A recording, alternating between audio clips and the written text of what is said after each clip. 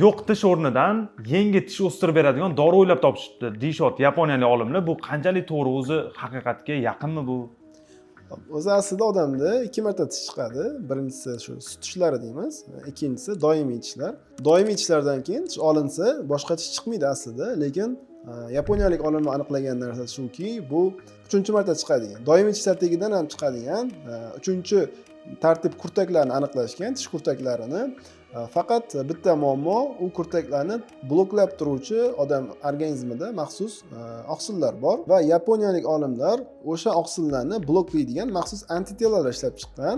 O'sha dori, ya'ni antitelalar o'sha oqsillarni, kurtaklarni uyqu holatida ushlab turuvchi oqsillarni bloklaydi va natijada tish o'sib chiqadi. Bu hali amaliyotda deyarli qo'llanilmagan, maxsus hayvonlardagina sinab ko'rilgan, laboratoriya sharoitida ommaviy ravishda hali insonga hali qo'llanilmagan. Hozircha ushbu antitelalar sinov jarayonida. Agarda ushbu antitelalar haqiqatda qo'l kelsa, sizningcha implantlar o'rnini bu moddalar bosa oladimi yoki yo'qmi? Kommentariyada yozib qoldiring.